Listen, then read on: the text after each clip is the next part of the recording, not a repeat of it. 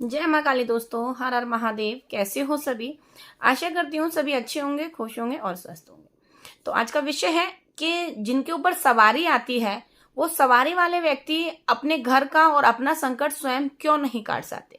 क्योंकि बहुत से बच्चे मुझे बोलते हैं कि माँ हमारे ऊपर सवारी आती है लेकिन फिर भी हम परेशान हैं। हम सबका बता देते हैं लेकिन अपना नहीं कर पाते हैं। ऐसा क्यों होता है हमारे साथ में, हमको नहीं मालूम है। और जितना हम दूसरों का बताते हैं उतना ही हम परेशानियों का सामना कर रहे हैं, उतना ही हमारे जीवन में दुख परेशानियां आती जा रही हैं। ऐसा क्यों होता है? तो उसी के बारे में आज यहाँ पर मैं आपको बताती हूँ।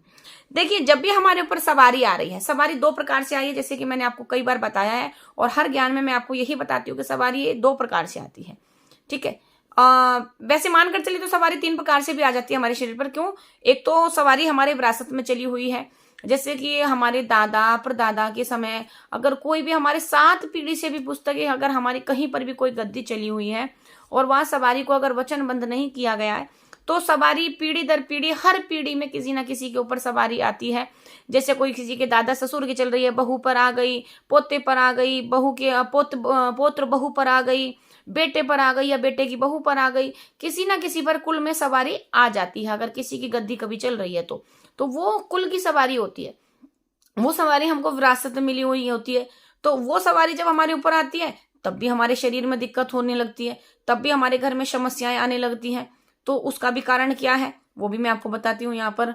और दूसरी सवारी जो वो है कि एक हम पूजा पाठ कर रहे हैं, कोई बचपन से पूजा पाठ कर रहा है माँ की, तो उसके ऊपर सवारी आ गई।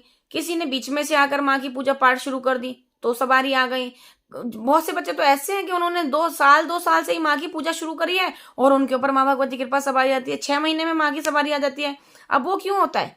क्यों? वो हमारे भाव अगर सच्चे होते हैं ना, अच्छी हमारी अंतरात्मा पवित्र है और हमारा मकसद नेक है, तो जो सवारी है वो हमारे पूजा पाठ में प्रसन्न होकर बहुत जल्दी आ जाती है, हमारे ऊपर जल्दी में सवारी आ जाती है।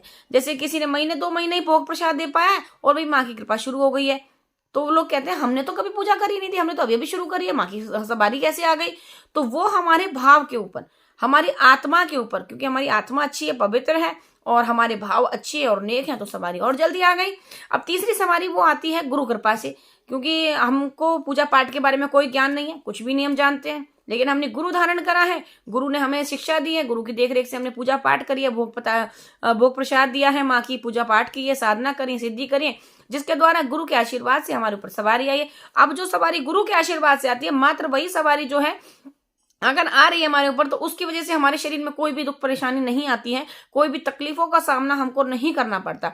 इसके अलावा जो हमें विरासत में सवारी मिली है, अगर वो सवारी आ रही है तो भी हमारे ऊपर संकट आ जाता है, तब भी हमें परेशानियों का सामना करना पड़ता है, हमारे घर में दुख परेशानियों आ जाती हैं और हम उसका निजात नहीं कर पाते। दूसरी, अगर जो हमारी पूजा से स्वीकार होकर, जो हमारी पूजा से प्रसन्न होकर हमारे ऊपर सवारी आई है, तब भी हम परेशान हो जाते हैं। दुनिया भर का दुख परेशानी हमारे ऊपर एकदम से आ जाता है, हम सबका काट कर देते हैं लेकिन अपना नहीं कर पाते हैं। तो वो क्यों होता है? क्योंकि हम जल्दबाजी कर देते हैं। सवारी आई, सवारी ने आकर लोगों का पूछा दिया, संकट काटे और सवारी चली गई। अब वो संकट कहाँ गया? जो पूछा दी वो कहाँ गई? कहाँ गई? वो हमारे ऊपर रही, क्योंकि हमारे पास कोई गुरु तो था ही नहीं। तो वो हम संकट जो काटा है उसको कहाँ लेकर के जाएंगे? हमको ये ज्ञान ही नहीं है। क्योंकि संकट हमें ये तो मालूम है, सवारी आ गई और सवारी ने वो संकट को काट दिया, नींबू घुमाया, संकट कट गया। अब नींबू उतार लिया, अब सवारी का नींबू साथ लेकर जाएगी? सब वो संकट वाला व्यक्ति तो चला गया अपना संकट कटवा करके, अब वो नींबू जो और सवारी भी चली गई संकट काट करके। अब रहे कौन गया? हमारा शरीर। और जो उतारा, जो सवारी ने काटा, वो हम हमारे पास में। अब हमको तो ये मालूम नहीं इस उतारे का क्या करना है, वो रखा है वहीं की वहीं। अब वो संकट आकर बैठ गया हमारे सर से। क्यों? सवारी ने संकट कहाँ से काटा? हमारे हाथों से, हमारे शरीर से संकट कटा है। अब यही चीज, यही पॉइंट है कि जो सवारी आती है संकट काटती है। अब गुरु की देख रेख में सवारी आई है तो गुरु सवारी का चयन करते हैं, सवारी को मार्गदर्शन करते हैं चलाने के लिए, सवारी को वचनबंद करते हैं, सवारी को संकट काटने के लिए वचनों में बांधते हैं, और किस प्रकार से बचा सवारी को संकट काटने के बाद में कहाँ भेजना है और जो संकट काटा है उसको कहाँ भेजना है, ये सारी जानकारी हमको कहाँ से मिलती है? गुरु द्वारा। इसीलिए मेरे साथ हर बच्चे जुड़ने वाले को मैं सबसे पहले यही ज्ञान देती हूँ कि बेटा सवारी आ गई है तो गुरु धारण करो, सवारी लेना चाहते हो तो गुरु धारण करो, क्योंकि गुरु के बिना ज्ञान नहीं है। ये तो मैं अपनी हर वीडियो में बताती हूँ, लेकिन बहुत से बच्चे फिर भी ये जो है एक इग्नोर करते हैं। उसका कारण क्या होता है कि फिर वो लोग परेशान रहने लगते हैं। सवारी उनकी आ रही है, कई बार सवारी भी रुक जाती है। उसका कारण क्या होता है कि उन्होंने संकटों का काट करा, उनके घर में लड़ाई दंगा क्लेश शुरू हो गया, उनके शरीर पर दिक्कत परेशानी दर्द पीड़ रहने लगा। अब वो समझ नहीं पा रहे कि ये क्यों हो रहा है। वो क्या करते हैं, वो किसी भगत के पास चले जाते हैं, तांत्रिकों के पास चले जाते हैं। वहां जाकर वो कहते हैं भाई हमारे शरीर में दिक्कत हो रही है, परेशानी हो रही है, ये वो। अब तांत्रिक में वो जो जान जाते हैं क्या चीज है। अब जो सवारी आपको बिना गुरु कृपा के आई है, आपकी विरासत में मिली है, आपकी पूजा से प्रसन्न होकर चली है, तो उसका जो है बंधन वो तांत्रिक कर देते हैं, भगत कर देते हैं। उनको ज्ञान तो होता नहीं है कि ये कहाँ क्या ले जाना है, सवारी कहाँ से आई है, क्या करना है क्या नहीं करना। वो क्या करते हैं, बस बंधन कर देते हैं उल्टा सीधा उतारा करने के बाद में। अब वो शमशान का उतारा करवा दिया, उठा कर लो भाई चौकी रखी है, शमशान का उतारा करवा दिया, छोड़वा दी देवी शमशान में। अब देवी कहाँ पहुंच गई, शमशान में, तो कहाँ से आएगी सवारी। दूसरी सवारी, जो सवारी हमारे ऊपर आ रही है, तो घर गृहस्थी के लोग क्या करते हैं, वो सवारी का अपमान करते हैं। क्या करते हैं कि भाई ये तो हमारे घर का मनुष्य है, हमारे घर के लोग हैं, इसके ऊपर सवारी आ रही है, क्या करें हम, क्या इसकी पूजा करें, इसकी आरती उतारें। अगर सवारी आ रही है तो आ रही है, उसके ऊपर आ रही है, वो जाने, उसका काम जाने। और बहुत से लोग कहते हैं अरे ढोंग है, नाटक है, पाखंड है, ऐसा करके कि सवारी की जो है निंद्रा करते हैं। अब निंद्रा कर रहे हैं तो सवारी इतना अपमान थोड़ी ना सहन करेगी। तो वो सवारी क्या है, वो अपमान नहीं सहन करती, वो सवारी पुनः लौट जाती है, रुक जाती है, संकट का काट करती है, वहीं छोड़ जाती है। तो हमारे ऊपर जो है परेशानियां आ जाती हैं। देखिए, मैं आपको नॉर्मल शुद्ध हिंदी में यहाँ पर बात समझाने की कोशिश करती हूँ, क्योंकि मैं जानती हूँ कि ज्यादातर बच्चे जो नए नए साधक हैं, जो नए नए अभी अध्यात्म में घुसे ही हैं, उनको ये ज्यादा घुमा फिरा कर तंत्र मंत्र अगर मैं समझाऊं, कोई संस्कृत भाषा समझाऊंगी या कोई अध्यात्म में कोई टेढ़ी मेढ़ी खीर समझाऊंगी तो नहीं समझ में आएगी। लेकिन मैं पूरी उम्मीद करती हूँ कि मैं जो यहाँ पर आपको समझा रही हूँ, इससे आपको पूर्ण ज्ञान और आपको अच्छे से समझ में आता होगा कि मैं क्या बोलना चाह रही हूँ। तो आज की इस वीडियो से भी मैं समझ सकती हूँ कि आपको कुछ ना कुछ ज्ञान जरूर मिला होगा। तो मेरा कहने का मतलब यही है कि आपके पास अगर गुरु नहीं है तो आप सवारी नहीं चला सकते। सवारी किसी का भी संकट काट देगी, संकट कहीं नहीं जाएगा। बीमार व्यक्ति ठीक हो जाएगा, उसका संकट कटने के बाद आपके सर आकर बैठ जाता है और हम परेशान हो जाते हैं।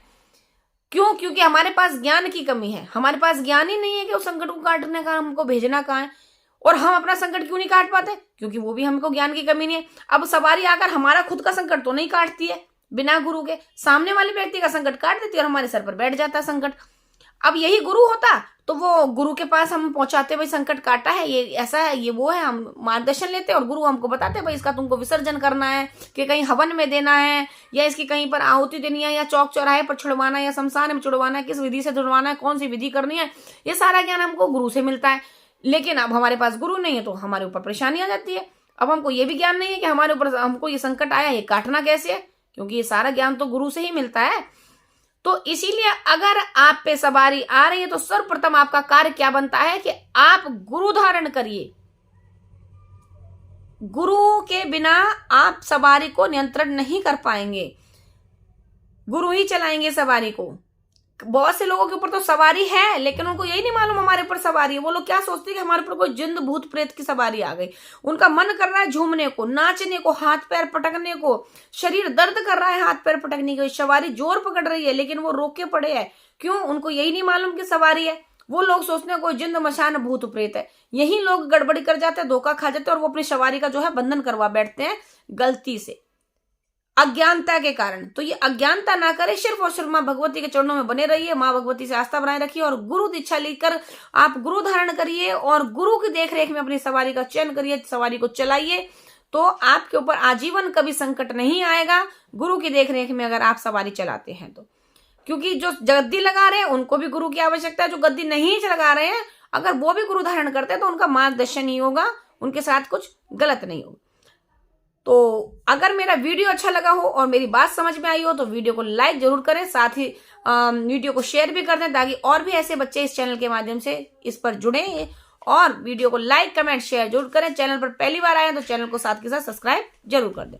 तो मिलते हैं आपसे ऐसे ही नेक्स्ट वीडियो में और ऐसी ही जानकारी के साथ। तब तक के लिए सभी को जय मां काली, हर हर महादेव।